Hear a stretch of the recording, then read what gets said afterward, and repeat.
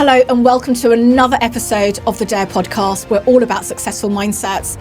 And I'm Miranda Brawn, the creator, co-producer and the host for the D.A.R.E podcast. We are delighted to welcome a very special guest with us here today. Her name is Baroness Nicky Morgan. So welcome to the D.A.R.E podcast, Nicky. Thank you so much, Miranda, for having me. I feel like we need to go, woo! Welcome. Hi, I'm Nicky Morgan and I'm on the D.A.R.E podcast. So, Nicky, you've had a wonderful career to date, lawyer, politician, and now you've got a portfolio career. Why don't you tell us a bit about yourself? Well, thank you very much indeed. Look, that's a politician's favourite subject, is talking about themselves, so that's fine. You might want to stop me in a moment. So yes, I'm on my third career now. I was a mergers and acquisitions lawyer in the City of London for 16 years. Then I became an elected Member of Parliament in 2010, but that was after 9 years of trying to get into the House of Commons and some failures along the way. And then in 2019, I left the House of Commons at the general election. I thought I was escaping politics entirely. I only got as far as the House of Lords, so not nearly as far as I expected, but I do have a portfolio career alongside. So I sit on various commercial boards, I do some pro bono, and I do a bit of media work as well. So yeah, enjoying life now. I think that sounds, and it's interesting you say enjoying life now. So were you not enjoying it when you were a lawyer and a politician? So I mean, I really enjoyed law, and actually I did law at university, Yes. and that was all great. But I always had a hankering, I guess, to do politics. I was involved in politics before university, at university, since. So that was always at the back of my mind, I guess. And I think politics, I'm sure we'll come on to talk about it. I mean, it's most extraordinary privilege and it is completely fascinating, but it is not an easy career or lifestyle. Brings with it lots of pressures. And so, yeah, definitely, I'd have said now life feels, it's just as interesting and just as challenging and everything else, but it certainly perhaps it feels I feel a little more in control of it. Yes. I'll say that and it'll go horribly wrong immediately after I leave the studio. Positive vibes. We're going to keep it. And I think I can pick and choose a little bit more what I do, which is great. Yes. And I mean, when you were in politics, you served in the cabinets of David Cameron and Boris Johnson, and you were the Minister for Women and Equalities, Education Secretary, and Digital Culture, Media and Sports Secretary. So those are really big titles. Yeah. How did you feel when you were performing those roles, because it's a big responsibility, isn't it? It's a huge responsibility. And I mean, I always tell a rather horrific story about when I, talk to people about how you get a job in politics. And it's not in any way, most walks of life, people will set out, they'll see a job they want, they will, work out a career path maybe, they'll put together a CV, they'll do an interview process. In my experience, there is absolutely none of that in politics. You literally get a phone call that says, I'm David Cameron was a huge supporter. I'm incredibly grateful to him and then to Boris Johnson, actually, for those great cabinet roles. But you get a call and the Prime Minister says, now I think, you ought to go into, my first ministerial job was in the Treasury, so I think you should go into the Treasury. And then, April 2014, I got a kind of, we've got a vacancy, so I'd like you to be Minister for Women as well. And then a couple of months later, oh, by the way, actually, scrub that. Now I want you to be Education Secretary with about 5 minutes notice. How did I feel? I guess imposter syndrome. I mean, certainly being Education Secretary, people used to say, oh, hello, Secretary of State or whatever. And I go, really? Oh, where? I go, oh, me. And you didn't feel like a Secretary of State. I think like all these things, when you become more senior, you expect there's going to be some sort of magic process by which you have got all the knowledge that you need and everything to do about the job. And like everything else, it's all a learning experience. Certainly by the end of the 2 years being Education Secretary, I felt a lot more comfortable doing it than I did at the start. That's so interesting in terms of that process. And imposter syndrome, I mean, it comes up in so many conversations, so many conferences. And you are so confident. When I talk to you, I can imagine you having imposter syndrome. So many people do have it. Yeah. How did you manage that? I mean, clearly with experience and, it was 2 years in and then you actually felt like, yes, I'm Secretary of State. But how do you manage imposter syndrome? Because you're in the boardroom of Santander and all of these big boards. But even when you were a lawyer and becoming an MP and then Secretary of State, how did you handle imposter syndrome? What sort of tips can you give to someone watching that might need some help? Well, I think there's an element of fake it till you make it. I think there are times you just have to walk into a room and you have to look like you know what you're doing and what you're saying and what you're saying and plan and everything else. And there's no substitute for a lot of hard work, often behind the scenes, to give you that confidence. You know, whether it was as a lawyer in a negotiation, or whether it was in a public meeting as an MP, or doing something in the House of Commons as a minister. I remember literally the first time I was going to answer a question as a Treasury Minister. I thought, I'm either going to collapse or I'm going to have to run out because it was so stressful. But actually, once you've done it once, that gives you the confidence. And I think that, you have to sort of talk. And you have to think, somebody has believed in me enough to give me this role. And now, being on the other side, often appointing people, you have a sense, don't you, when you're interviewing often, this is going to be a great person role. They may not think they're quite ready for it, but I've got confidence they're going to step up and deliver. And I'm hoping very much that is what David Cameron thought the first time he asked me to be in the cabinet. And you have to believe that somebody has to say, has that confidence that you can do the job, but also accepts that you're going to be learning. And I guess the other thing is you have to be open to picking up good ideas. And you look around, whether it's in the cabinet or in a law firm or around a boardroom, and you think, well, that person ask great questions, they do it really well. What can I learn from them, basically, to sort of try to make it so that you feel eventually that, this role does belong to me. It's you never, nothing ever belongs to you forever, but you are in the right place at the right time. I think that's really good advice. And I think with confidence, self-belief, all of that is like a muscle. Yeah, absolutely. The more that you get involved, the more that you have a success, you have a great meeting, the more you feel, okay, I'm ready for the next meeting. And so I think it is definitely a muscle. You've got to keep working at it in order for that to, I must admit, I don't get imposter syndrome. I did at the start of my career. Well, exactly. But I feel like having that self-belief and that important, not that important, not the self-importance, that's the wrong expression. Having the self-belief is so important because sometimes when you are the only one in the room, it's great that when you've got people that do believe in you and do put your name forward, but if no one's putting your name forward and you've got to put your name forward, that's when you've really got to believe in yourself. And sometimes even when you put your name forward, they might say, I don't think you're ready yet. And you've got to be the one to say, I am ready. I am. It's a mixed bag. But sometimes if you are blessed to have someone to sponsor you and say, right, Nicky, you're ready to, be education secretary. That's a blessing. And it took you 9 years. And I think the failure part, and this is one thing that we're featuring in season 3, because I think everyone thinks, to have a successful mindset, you've barely had any failures. And I always say the most successful people have probably got the highest number of failures because they're the ones who are persistent. That's the resilience in the R for D.A.R.E. You keep going. Why did it take 9 years? What was that about? What's the story behind that? Well, I think some people end up in the House of Commons really quickly. They decide, I'm going to be an MP and all the stars align and everything else. So in my case, the Conservative Party, I think they all do. They have a sort of central list of candidates. So I got on my central list probably, it's quite a long time ago, 1998.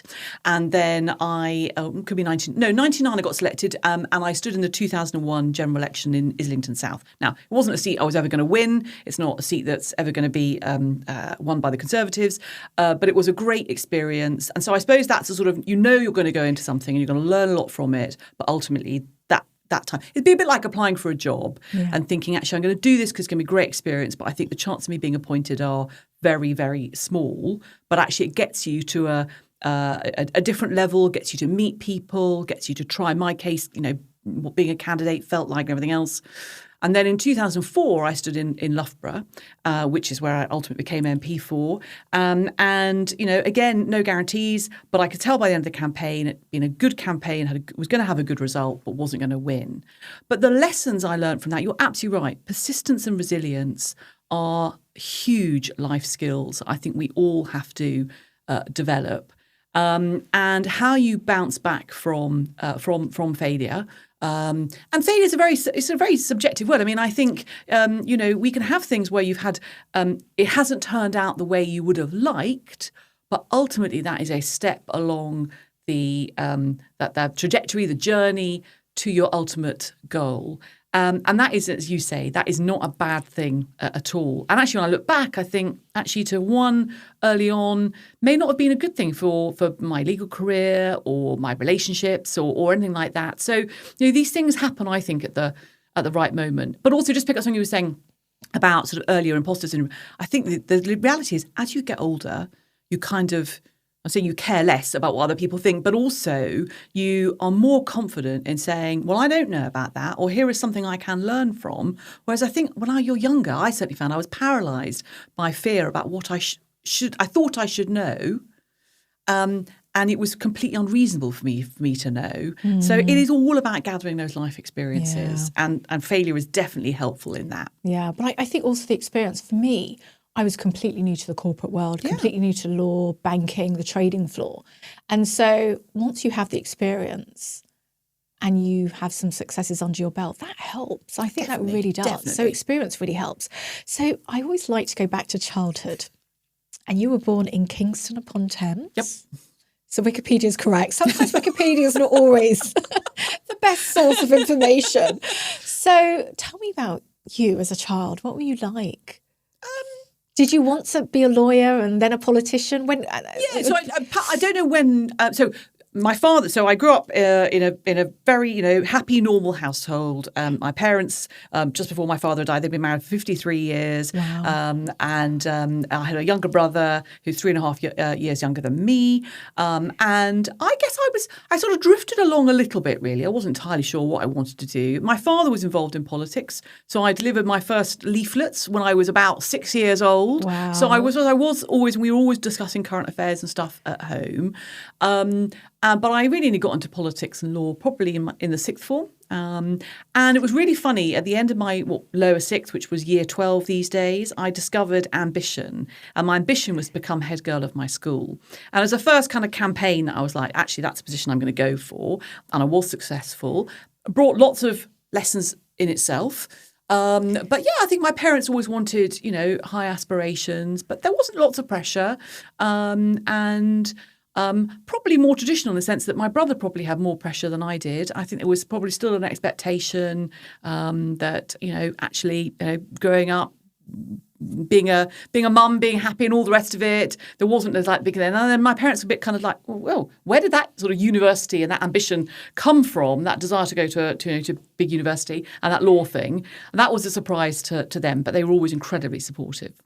I love that. And which university did you go to? Well, I went to Oxford, and I hesitate always because everyone's like, oh, God, not another politician who's a lawyer, went to Oxbridge and everything else. I applied. But that's interesting. I applied to Oxford. I didn't get in first time. There you go. And then I managed to talk my way in after my A-levels. They had a spare place in college, and the tutor said, well, you very nearly made it through the interview process, so, have the place. And so I literally knew I was going 6 weeks before I went. But that's so important because so many people will get that rejection letter and think, okay, that's it, I'm not going. Whereas you talked yourself into that, which I think is key. I loved Oxford. I wasn't a degree student, but I was a visiting fellow there where I did the Brawn Review on Boardroom Sustainability, Inclusion and Governance. Brilliant. We'll get to that later on. But I love just the whole Oxford vibe and just living on campus. And Did you enjoy Oxford? Was that a good experience for you? I absolutely loved it. I was at a college at St Hugh's, which is kind of out of town, so it's a bit more remote. But for me, I spent the whole time. By that point, I was, a political addict, and so I spent the whole time basically being involved in my, what was the University Conservatives, and then also the debating union. So I was campaigning. So I really learnt my election skills, there, and ended up becoming treasurer. Didn't become president. Again, tried, didn't make it, but was a senior officer. So it was fantastic. No, I loved every second of it. And so you read law at Oxford. Yeah, well, I don't think I did really as much law as my tutors would have liked. I did just enough to get myself, a degree, but really I did a degree in the arts of political hacking. I love that. And so you decide that you want to be a lawyer, an M&A lawyer. How? Because, when you're at university. How did you know about M&A law? Well, I didn't really. I mean, I had a very, again, in terms of people. And for those that don't know, M&A is mergers and acquisitions. So I didn't really. I mean, we had a very good tutor at St Hugh's, law tutor, a lady called Anne Smart, and she's probably one of the first sort of influential women in my life. And there's been a sort of series of them, I guess. And she was determined that all of her law students were going to, leave with jobs or placements or training contracts. And so I wanted to be a solicitor, and so I ended up with a training contract at a firm called Theodore Goddard, which is now part of Adelshaw Goddard. And so you do, as a trainee solicitor, you go through 4 different areas of law. And I actually thought I was going to end up being a litigator. Because I thought that appearing in court and maybe speaking as solicitors at that point would begin to get more ability to speak in court and appear in court. And then I did corporate, and actually I just really, it's quite constructive, and you're putting things together, hopefully for clients and, enhancing their business. But also I love the idea of takeovers because I think, again, it's quite tactical. What offer do I make? How do I enhance it and all the rest of it? So I just really, really enjoyed that. So I kind of fell into it really and applied and got given a job once I qualified. But that was absolutely not what I anticipated when I started.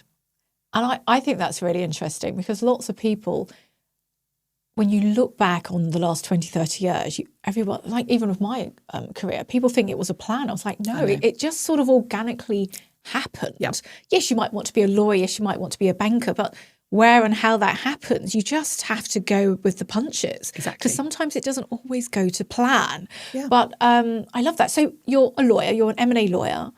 And at what point then did you think, actually, I want to go into politics? I want to be an MP. Well, I probably always thought that, actually, really. And so I would have been very happy. If I hadn't been elected, I would have carried on being a lawyer. I found it intellectually very interesting and I enjoyed all of that.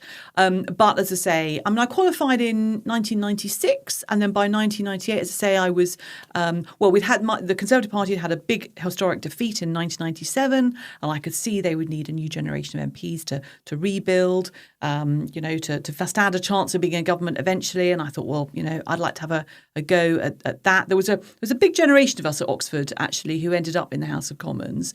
So that also helps as well. You've got the connections and friends are doing it and everything.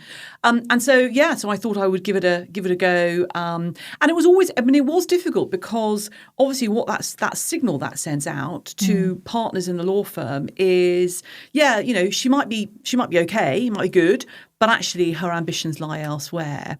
And law firms are places where it's kind of you're either with us 110% and you want to be a partner, or actually if you show any signs of that may not be your long-term ambition, well, thank you so much, but out the door you go. So I had to make a decision after I'd stood for the first time in Islington. I made the decision in 2002 to take a step back from being like a frontline lawyer to being a sort of a backroom lawyer who advises what they call a professional support lawyer, who advises the other lawyers on the technical bits of the law. But I didn't have to do crazy client hours, which meant I could then go off and, hopefully find a seat.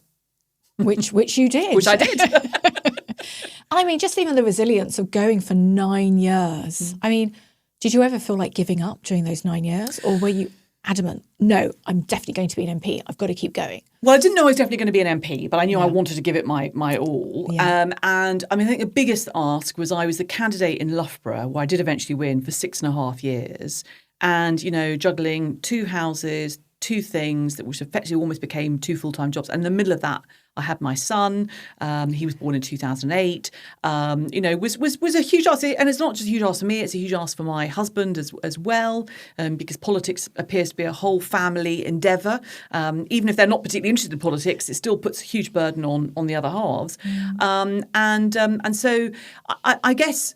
You have to realise it was a marathon and not a sprint. I mean, some people literally get chosen for their seats a couple of months before an election, and you go for it. But in my case, it was a long 6.5-year campaign.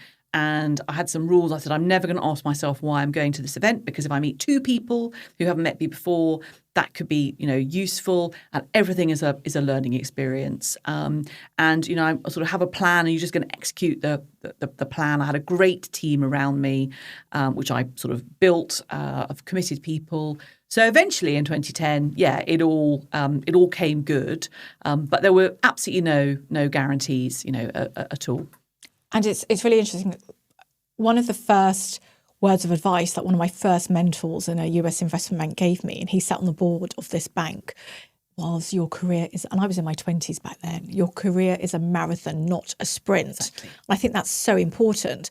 You mentioned that you had a good team of people around you, and that's really important. How do you pick, what do you look for when you're looking for a team, and how did you pick your team? I guess perhaps there's three things really, and I'm not sure I was this systematic, but perhaps it's just sort of, just your gut instinct, which is, first you want competence. So, is somebody just, really good or prepared to be really good at what they say they're going to do for you? I think the second thing is, will they be part of a team? Will they be a team player? And you have to recognise, if you're the principal maybe, that actually it's not, yes, it's about getting a candidate elected, but it's a team effort. You want everybody to feel they've got sort of skin in the game, as it were. And then the third thing is this person, do they subscribe to your values? Will they behave in a way that you can trust them, you know how they're going to react even if you're not in the room, and that there's not going to be sort of questionable behaviour which is going to undermine the rest of the team. And so I inherited some people from the local party. And it was all ages, different life experience. Some people weren't particularly political, but they just, I built up a great friendship with them, and they're like, no, Nicky, I think you should be the MP. I'm going to do everything I can to work for that. And also, I think you've got to like people. You've got to, I'd say, socialise. You want life outside as well, but you do also, if you're going to go for a drink with these people after a big campaigning session or, I don't know, a big public meeting, you've got to think, I'm going to want to spend time with these people as well. So I was very but I guess also it's, if you have a very clear goal, that really helped us, both for 2010 and then for my re-election in 2015, the first time I stood again. It was very clear what the goal was, and everybody was bought into that. And I think that's a sign of a great leader, to have that vision that's very clear, and then you attract the right people that want to help to make that vision come true. Absolutely. Yeah. No, so what would you say is one of the best moments of your time of being an MP? Oh, my goodness me. I think probably that obviously being elected for the first time in 2010 is a sort of surreal moment when they read out your name on the, from the returning officer says, and I declare, Nicky Morgan duly elected. That was amazing. But I think in a way 2015 was, so that was the first election. That was the end of the coalition government. I was education secretary at that point. And I was the cabinet minister with the most marginal seat. So I think I had a margin of about 3,000 votes from 2010. And so all the TV cameras turned up at my count because they all thought, well, if anyone's going to lose, it's going to be her in the cabinet. And then actually I think we almost tripled the majority. And really a little bit to do with me, much more to do with the national political scene. But, to have that. And I think it's just a true honour when people locally go, you're doing a pretty good job. And in Loughborough, they're pretty down to earth and they tell it like it is. Yeah. And it's like, you're okay. Yeah, we'll vote for you again. Thank you very much. And you think, wow, gosh, that's amazing. Yeah. It is the ultimate job interview being an MP, because you're basically being interviewed every single day. Emails coming in, casework, help, what you do in the Commons. And so actually for somebody to go, actually you passed that job interview, you can be an MP again for the next couple of years, was amazing. Yeah. That's great. Just the fact you're having a positive impact on everyday people. Yeah, people hopefully they like you enough to trust you. People as an MP, I think what people look at all the green benches and they see all the Westminster stuff and everything else. And I do think the media are very guilty of this. What they miss is actually what's going on in the constituencies. And it's not glamorous, but actually when somebody comes to you with, a really challenging situation in their life and says, can you help me? Can you help me sort out the state of the house I'm living in? Can you help me unravel this issue with an energy company or my bank? Can you help my child to get into a school place that I can't do? And you're able to make a difference. That is amazing. That is what it's all about, and I think it gets missed. And that's, as you say, when people say, actually, I've got the confidence that we want you to be the person who could help us for the next couple of years, is amazing. Yeah, very good. So you stepped away from being an MP. Why? I've got here, I did my research why, but Why did you step away from being an MP? And how long were you an MP for? How many years? So I was MP for 9.5 years. Yeah. It was all going swimmingly until 2016, and we had the Brexit referendum, which I absolutely don't want to go through now. I think we've all got views on that. Extraordinary that it's coming up to the 10th anniversary of that. But it did change politics. Only feels like it was yesterday. I know. Like, literally. Because I think it was so huge and because it's been ongoing and everything else. But I think it undoubtedly changed Westminster politics, and particularly what it did was it led to, and of course the growth of social media, the abuse particularly of female MPs, and I know others have had it far worse, and sadly it continues unabated today. And I think with any big job like that, you have a sort of risk-reward ratio. And so, to be an MP, I was away from home from my family and my husband and my son for 3 nights a week. And then even when I was home, I was, working. It is not quite 24/7, but it is a 7-day-a-week job, definitely. Yeah. And, you're putting yourself out there and people are seeing you, family seeing you heavily criticised online and everything else. And I think that's fine when you feel you're making a positive difference. And maybe this is a female thing as well. I think, you're prepared to take that hit, if you like, to other important parts of your life because what you're doing you believe in and you feel you're really making a difference, everything else. And I think what happened in 2019 was that actually that balance shifted. And my son was starting secondary school and I'd never been to a parents' evening despite being education secretary. And the abuse was off the scale, the death threats, people being prosecuted, spending time with the police, giving witness statements and everything else. And you just think, actually, is this really, what I want to do? Is this what I came in to do? And so I accepted a position in Boris Johnson's government as culture secretary, which is an amazing role. I'd love to have done it for longer. But then the general election was called in the autumn 2019, and I said to him, look, I'm going to go. I need to be around more for my family and everything else. And so that's why I stood down. Also, interestingly, I was pretty confident that I had a very good female successor for my seat.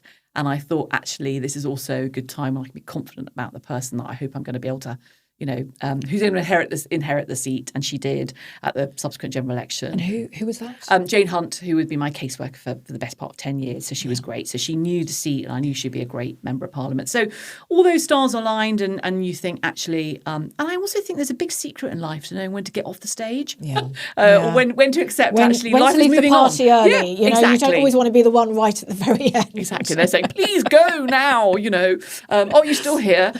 So I think there is something in there, but I had no idea what I was going to do, which is the first time probably ever in my life. That's interesting. So when you left, you didn't really know what to do. No, I mean, so one of my great enjoyments as culture secretary was I got to go to the 2019 Strictly Come Dancing final. And then on the Friday morning, the day after the general election, I did Have I Got News for You, which is not what you do if you think you're going to rejoin the cabinet and go to the House of Lords. And so I did that, and I had a nice weekend, Strictly Come Dancing and everything else. And then on the Monday morning after the general election, I got a call from Boris Johnson, and he said, look, I don't want to do a reshuffle yet. Will you go to the House of Lords, carry on as culture secretary? And I said, right, I better call my husband because I've just told him I'm leaving frontline politics. And I did that for another 8 to 10 weeks, I think. And that's how I ended up. But when I left, literally that night of the general election, December 2019, I had nothing firmed up, no plans at all. And that was both scary, but also, I guess, a little bit exhilarating. I think it's exciting not to know what's next. And look, you ended up a baroness in the House of Lords. I mean, that's not a bad gig. It's a privilege and a platform. Yes. But not full time, which means I can do lots of other interesting things as well. And how is life at the House of Lords? We've had quite a few members. We've got a few more members coming on for season 3. How are you enjoying it or finding it? Yeah, it is an interesting place. It's full of fascinating people. I think it's interesting, actually. I didn't really, despite having been in government, I didn't really have a clear sense of how it all worked. I think it does a huge service for Westminster, for Whitehall, the public, in the sense that it does scrutinise in detail the legislation that we're getting through based on people's experience. People shouldn't be there full time. The idea is to bring your expertise from other walks of life or things that you've done, for the benefit of that scrutiny. It's nice because it's not massively partisan and political. In fact, if you are very political, I think it goes down very badly. Is it too big? Yes, probably. Are there different ways it could be made to work better? Absolutely.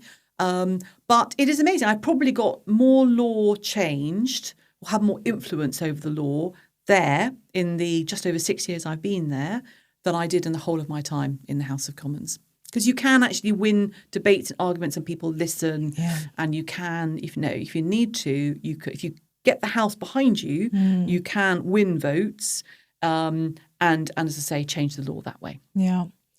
And I just want to backtrack a bit where you've mentioned you touched upon a role model. And so this podcast, the D.A.R.E podcast, Successful Mindsets, it's mentoring and coaching at your fingertips. So we get lots of global leaders and celebrities to come on and talk about their experiences and share their success tips. Who would you say are the main mentors and role models for you to help you achieve what you've achieved? I think it's a variety. I thought you would ask this, so I was thinking about what do I normally say. I mentioned some amazing women in my lives, and actually from my first local party chairman, a lady called Eunice Paxman, to when I stood in Islington, my association chairman there, Margaret Rees. I mentioned my law tutor, Anne Smart. All three of them in different ways were sort of like hands on the table, just at important moments and said things. But then more recently, people I've worked with, Dame Shirley Conran, who sadly is no longer with us, but she was an amazing networker. I mean, she used to convene these lunches and get people around, and you couldn't say no to her. And she was absolutely charming and compelling. Dame Mary Archer, who was chair of the Science Museum Group when I joined the board there. Again, another person you look at and you think, well, I want to be like her when I, grow up. Exactly. And then, look, I mean, I think male allies are really important as well. And the fact is, you had Boris Johnson tap you on the shoulder a few times. Right. So well, both Boris and also David Cameron as well. And George Osborne, was another male ally. But I mean, right back through to my father. I mean, who was a person. We can't forget the dads. No, I think the relationship, dads and daughters. I think if you have if you're able to have the positive relationship, it's a blessing. The first man who believes in you and what you're capable of. I think that is incredibly important. And for me, he was a major positive influence. I mean, used to drive me slightly distracted as well, but that's dad's, isn't it? Are you really going out in that skirt? Yes, I am really going out in this skirt, Dad. No, go upstairs and get changed. That's what I used to get. You're not leaving the house like that. Exactly.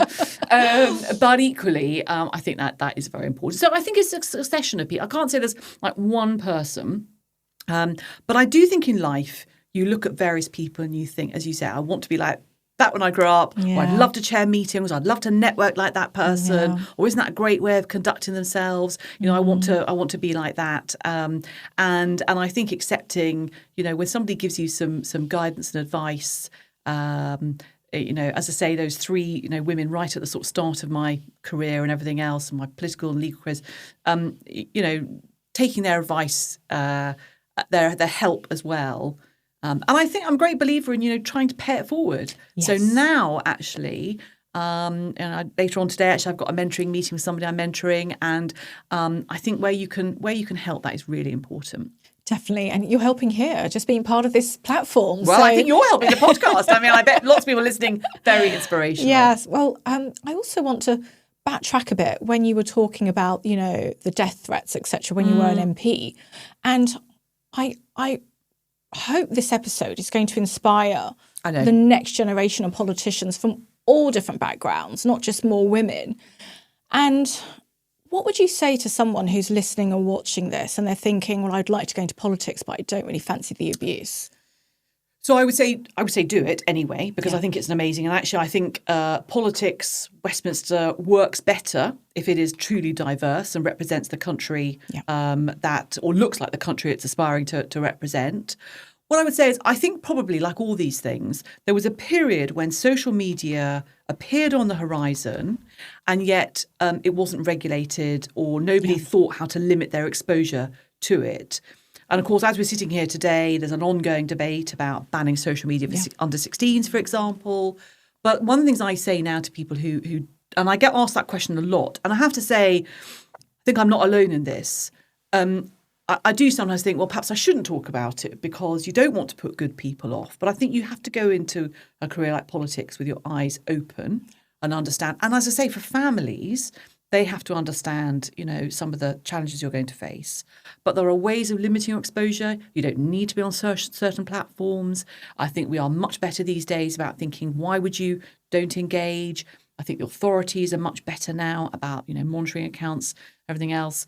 So it has changed. So I think you have to limit your exposure, but ultimately that shouldn't stop people who want to do it, who think they've absolutely got something to offer, they've got something they really want to put right in the country and the world from stepping forward, because we need them. Yeah, definitely. And do you think women and people from minority backgrounds, do you think they get more abuse than your typical white male politician? Yeah, I do. I mean, I think Diane Abbott has said that she and other MPs are often from minority backgrounds, well, global majority heritage, but from backgrounds. And the men say that they know, the male MPs will say they know the female MPs get it a lot worse.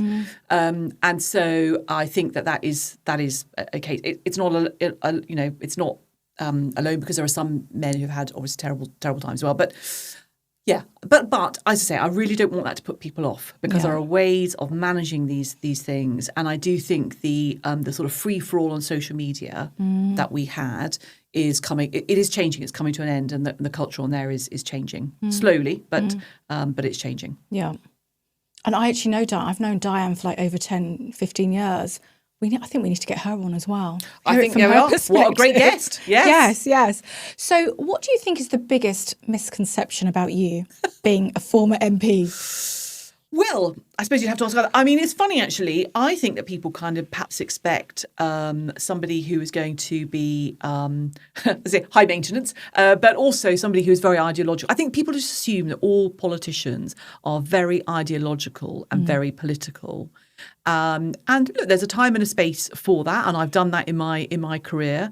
But I think particularly once you've come out the other side, which I would regard myself as being, actually what I'm interested in now is getting things done, supporting current ministers, regardless of who they are, actually to achieve things which are going to make things better for people in the country. And that's where I think the House of Lords is great, because that's very much what it's focused on. One of the things I like that you launched 10, 11 years ago was hundreds of new book clubs. We've launched a VIP book club. So most of our guests who have written books, we'll feature that on a monthly basis. But I love the fact that you did that, because I think that's so important. I mean, when I think about my own childhood memory, I can remember just with my mother taking my brother and I to all of the local libraries and coming back with a book to read. And I think that's really important, to have that early stage in terms of your education. Do you do anything more like that as part of the House of Lords?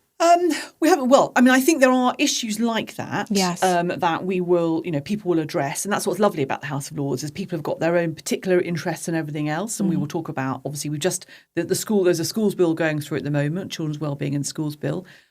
I still think one of life's great pleasures is losing yourself in a really good book, and I'm afraid I'm a hard copy kind of person. I need to feel pages. I'm the same. I can't do the Kindles. I can't do the Kindles. Yeah. I definitely need to see what progress I'm making through a book. Maybe I flip to the end just to see what the final page is going to say. But I think the whole thing about social media. So I've been very involved in the House of Lords in the whole Online Safety Act, and I do think that for all of us, living our lives online, our ability to concentrate. And for young people to actually, I look at it, my own son, who's now 18, and there was a moment he loved reading, and then suddenly it stopped.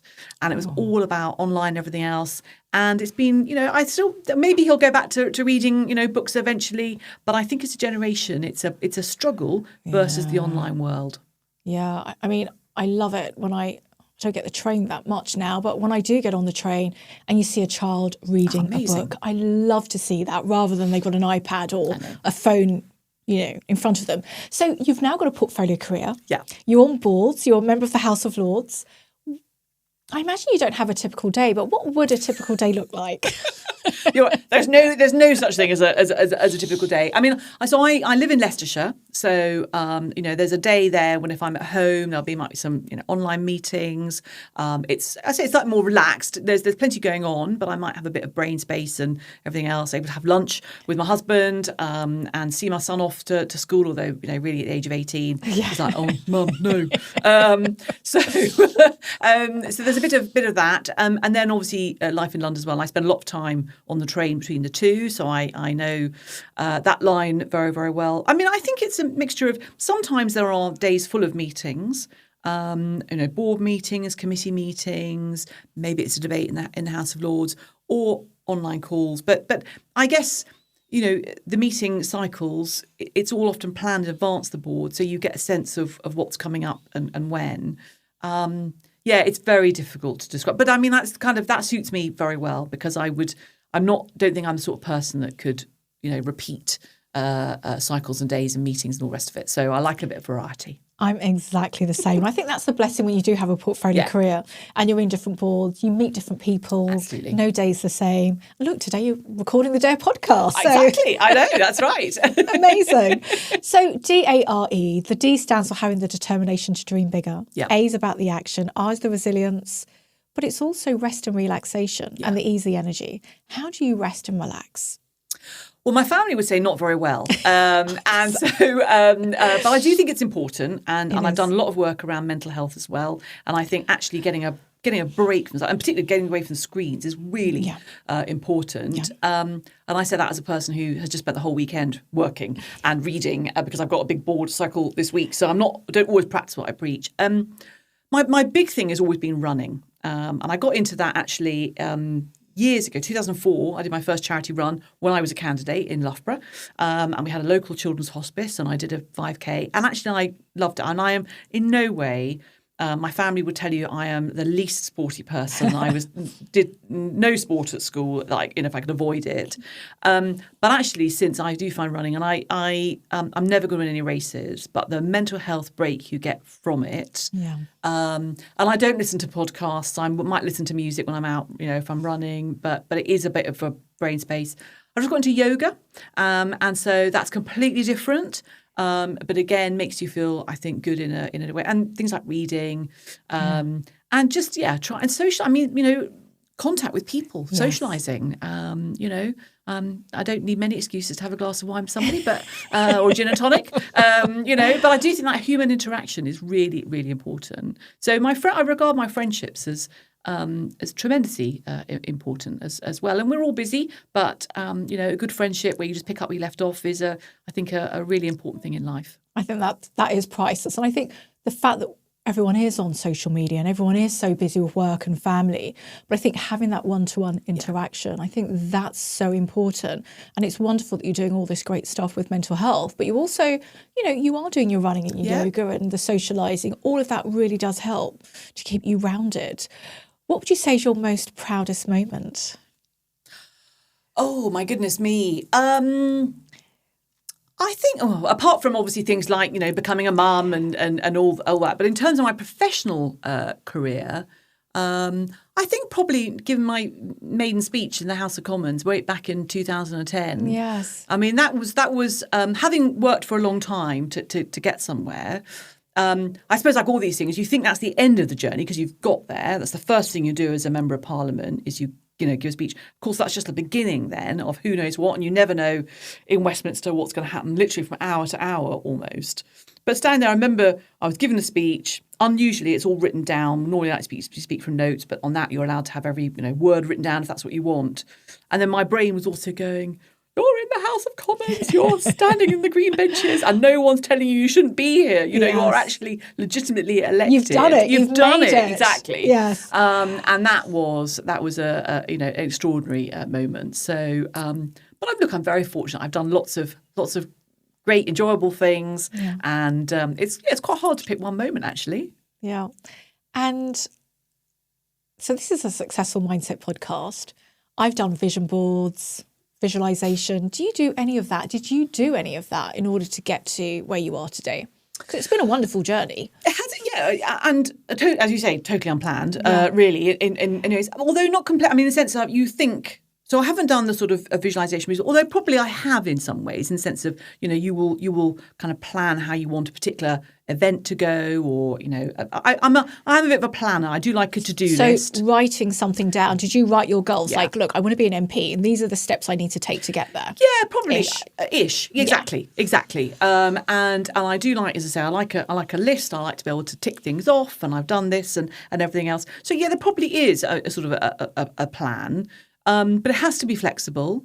And I guess, you do have a sense of, what you would like to be. I mean, actually, the portfolio, some of that just happened. But you do put steps in place to make these things happen, networks and connections and everything else. If it works, that's great. But, I had a sense of, these are the kinds of organisations I'd love to be a part of.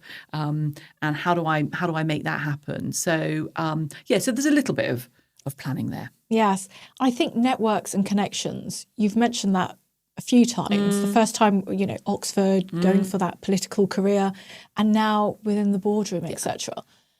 What would you say to someone, because you and I, we met at an event, a Christmas party, and the rest is history, and here we are today. So we're clearly social butterflies and we love meeting people and attending events. What would you say to someone who might not be as social? What they need to get out there, they need to build a connection, a network. So I think that's really important for today and for your personal branding. I know some people think, personal branding, that's ick, and, the visibility on social media. But I think it's really important to have people know who you are and to get out there and meet people. There's only so much you can do online. That's right. I entirely agree. And actually, I think, fun enough, it's going to become more of a challenge, I think, for a generation coming through who have lived their lives a lot online, partly because of COVID as well, where there are a couple of years where people were very much meeting through computer screens and everything else. I think I would say that it is important. And again, looking at people who you think do it well, what do they do? Why do they do it? And look, we had a great conversation. We hadn't met. We had a great conversation. Yes. You mentioned the podcast, everything else. I think people often like to be asked, which is actually if somebody, if you see somebody doing something well, could you just give me 5 minutes of your time? I'd love to know how you do X. Yeah. Or things like, looking at people's LinkedIn, who does it well, what feels natural, what can you do to perhaps, just sort of not quite copy someone's style, but say, could I do something similar? And they say, networking, you just have to, you do have to do it. And I think you have to remember always that while everyone else looks like having a great time and confident, there are plenty of people who will walk into a room.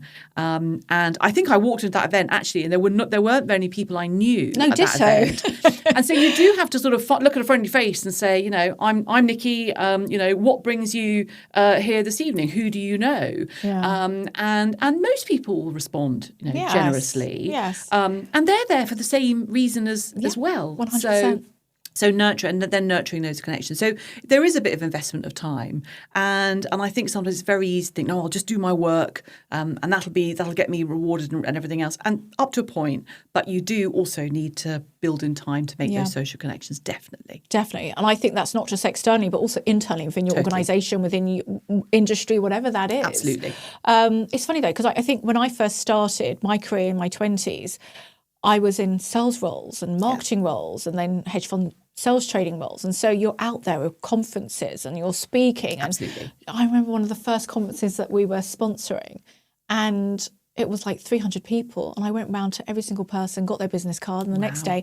And I've just been trained in that way. Yeah. So I think from a very young age, I got used to just talking to people that I didn't know. And I think if you're in your 20s, 30s, whatever age you are, I think it's like with anything. I mentioned the muscle. The more you get used to talking to people you don't know. But I like to talk to people who, look, you're going to meet all sorts of personalities, but I think it's really important that you focus on the relationships of the people that you like. Absolutely. And you want to spend time with, and you respect, and you've got similar values. And then that makes the connection even easier. It does. And also asking people, do you know? So what I found when I was starting my portfolio was how generous people were about saying, well, I think you should meet so-and-so. I'll do an introduction. Yeah. And, a very simple email or whatever, just saying, can I introduce you to Nicky? And then people would, again, that thing about paying it forward, about helping. And I try to do that now. Yeah. And I think that you're absolutely right. Asking for that help and those connections is of critical importance, and trying to do it in a friendly, I say non-threatening, but just a way. You're not trying to steal anyone's business or whatever. You're just trying to get something. I do think one of the big underrated characteristics we all need is curiosity. I think if you're interested in people. So if you're standing at a party or an event, just saying to somebody, "Oh, why are you here? What did you think of that? Event, speech, dinner, whatever it might be. What do you do?" I think being interested in people. Going back to kind of where we started, most people, politicians included, love talking about themselves. Yes. So actually, if you can ask them a question about themselves and be curious, I think that's a good starting point. Yeah, no, definitely. One of the things I used to ask whenever I used to go into any room, I used to find some of the most senior people in the room, and I would ask them the question, how did you get to where you are? Exactly. You're an MD. How did you get there? What's your story? And of course, they love talking about themselves, but you learn so much from that. Yeah. So risk, also the R in D.A.R.E stands for risk. You've clearly taken some risks. How do you get comfortable with taking risk? And what would you say is the biggest risk that you've taken? Well, I think you have to accept that you are not going to have all the answers. So that's the point about taking a risk. And I think it should be informed. But also I think that you get to a point where actually if you don't take that risk, you have to think about how will I feel if I haven't attempted this? So, for me, going from law to politics, or at least making it clear to my law firm that I didn't envisage a career as a partner there, that I did want to, give political life a go, as it were. And then I guess actually, leaving in 2019 was a huge risk. I mean, who knows what happened? Chances I would have got re-elected in Loughborough. That then it would have been a very different parliament and everything else. But actually, I just knew it was time to move on. So I think having the confidence to listen to your inner voice and knowing when it is time to do something a bit out of the ordinary. But also thinking, look, if it doesn't work out, do I have a fallback plan? And that just having something back in your mind, I guess, as to how you might cope with it not turning out the way you expected. Yes. And I guess it's, taking that calculated risk. Totally. So if this doesn't work, I've always got, plan B. Some people say, I don't want a plan B because it means I'm setting myself up to fail. But I think it's wise to have a soft cushion landing just in case, if you can. Exactly. So you've clearly got leadership skills. How do you develop your leadership skills? Well, I think you're constantly learning, and I think that is one of the important things, is to think, you don't have all the answers, nor should you actually. Yeah. And I do think these days in particular, I think we want our leaders to be that authenticity word is massive, and we want people to be honest in a way about what they don't know. And that's, again, having the confidence to put a good team around yourself, so you can say, well, that's not my expertise, but I've got somebody here who does know that. But I think it's also thinking through. I mean, leadership ultimately, I think, as you said earlier, is about having a goal, a mission, and getting people to unite behind you. And so you've got to think, what is that thing that I'm going to tell people that I want them to buy into it with me and to come on that, the dreaded phrase, come on that journey. I think, and being generous, I think as a leader, understanding where other people are coming from. They might need a bit more persuasion, they might need a bit of support, they might need a bit of development, but actually it's worth investing in other people, because then that, again, hopefully strengthens your whole team. Really good advice. And failure, we've touched upon failure, where it's taken you to achieve certain goals, like becoming an MP 9 years longer than maybe you would have liked. How do you manage failure? Any tips and advice for someone watching? Well, I think, so one of my other big failures we haven't touched on, Is it a failure? I suppose, it was when I was dropped from the cabinet in 2016 by Theresa May. And, that hurt. And it was politics. But by that point, as we said, 2 years in, I kind of had a good sense of what I was doing as Education Secretary. I had some things I still wanted to achieve and all the rest of it. And when somebody said, which a new Prime Minister is entirely entitled to do, which is to say, thank you so much, but actually I'm going to put together a team and you're not going to be part of it. But yeah, of course. And so I don't think I did handle that particularly well. I think it was a big knockback. Funny enough, I think perhaps because it's not something that I did anticipate it, but it was something that I felt very keenly. I think you have to allow yourself space to almost like grieve it in a way. You have to allow yourself time to get used to the idea that this didn't work out and what are you going to do next. And I think so I've just been reading General Stanley McChrystal's book about On Character, and one of the chapters is about we all want to be relevant. And I think sometimes when you have a setback in life, you suddenly think, how am I going to carry on being relevant? What am I going to do now?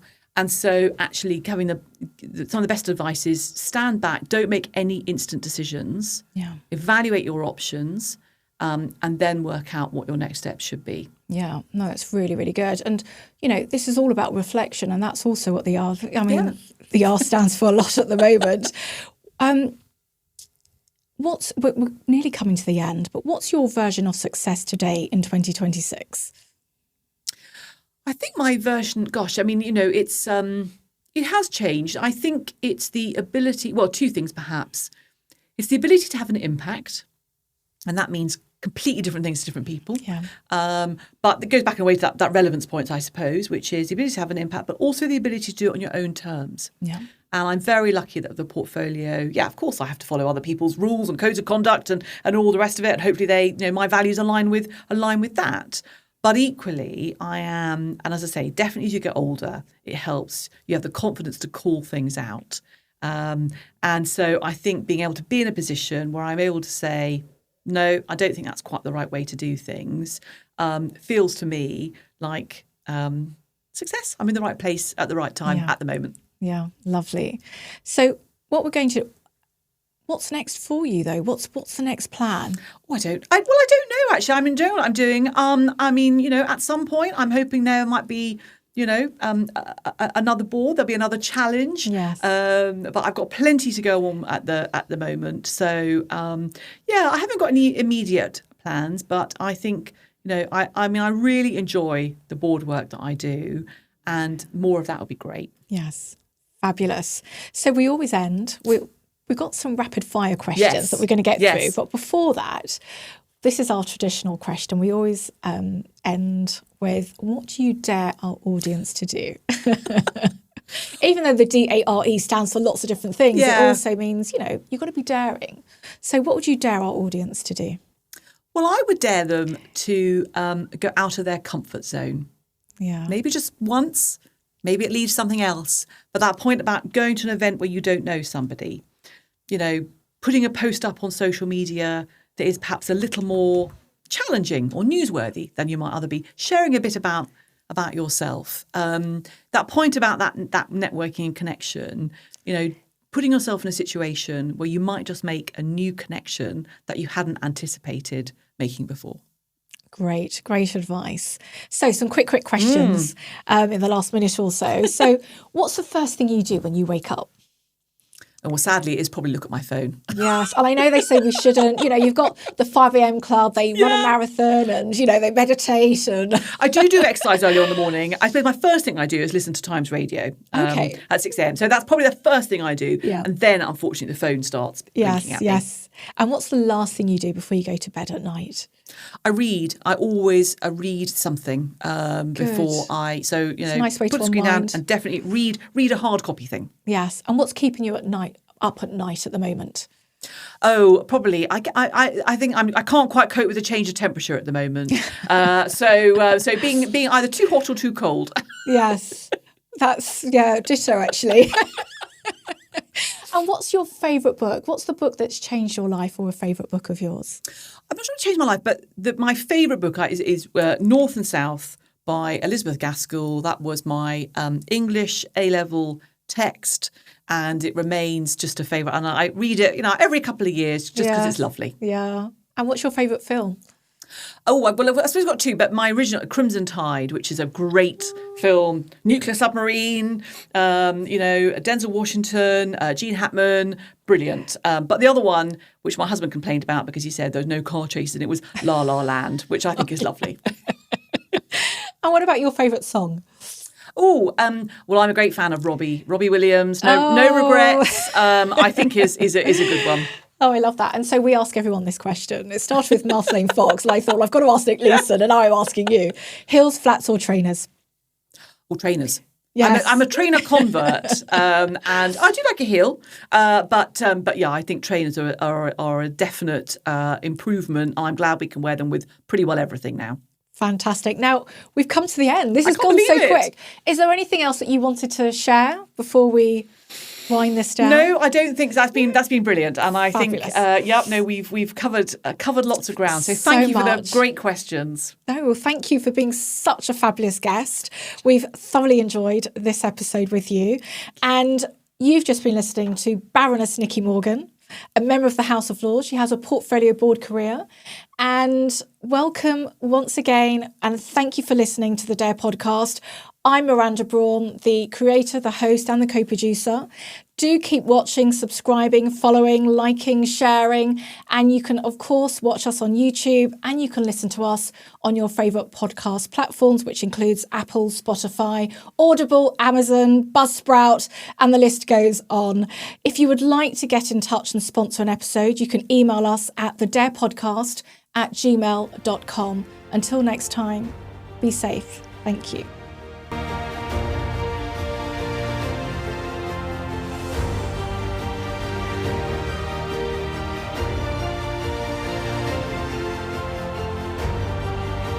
In every month and then hit the repeat button to become the best version of yourself.